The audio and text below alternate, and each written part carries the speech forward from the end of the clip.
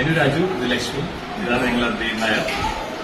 ഇവന് ജനിച്ച ശേഷം ഫസ്റ്റ് ഒരു സ്കൂളിൽ കൊണ്ടാക്കണം, പ്രീ സ്കൂളിലാക്കണം എന്ന് പറഞ്ഞപ്പോൾ ഒരു ഓപ്ഷൻ നോക്കി നടക്കുകയായിരുന്നു. അപ്പൊ മോൾ സെന്റ് തോമസിനെ വിളിച്ചു. ഈ റൂട്ടിൽ വന്നപ്പോൾ പെട്ടെന്ന് ആ നിമിഷം ശ്രദ്ധിക്കപ്പെട്ട ഒരു സ്കൂളായിരുന്നു പ്രാണ.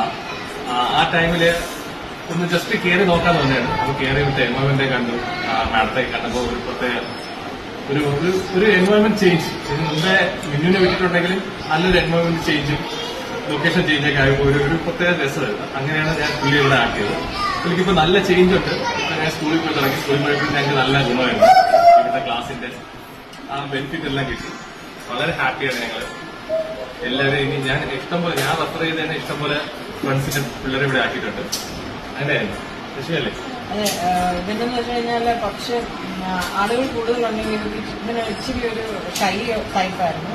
പക്ഷെ ഇവിടെ വന്നതിന് ശേഷം അവൻ ഒരു വലിയ ക്രൗഡിന്റെ ഫ്രണ്ടിൽ എന്റെ ഇവിടെ സ്റ്റേജിൽ പെർഫോം വരെ ചെയ്തു.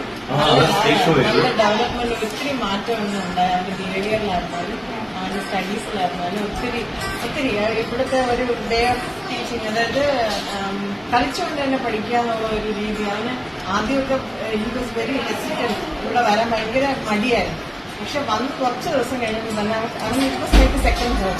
അവനൊരു സെക്കൻഡ് ഹോം പോലത്തെ ഒരു ഫീലായിരുന്നു. അവന് വരാൻ ഒരു മടിയില്ല, അവൻ ഹാപ്പി ആയിരുന്നു അവിടെ വരാൻ. പിന്നെ ടീച്ചേഴ്സിന്റെ കെയർ, അവർ നോക്കുന്ന രീതി, പഠിപ്പിക്കുന്ന രീതി എല്ലാം ഒത്തിരി ഇഷ്ടപ്പെട്ടു. As a parent I am very happy with Prana preschool. I will definitely recommend everyone who is searching for a good environment for their children, and yeah, definitely go for Prana Preschool. Thank you.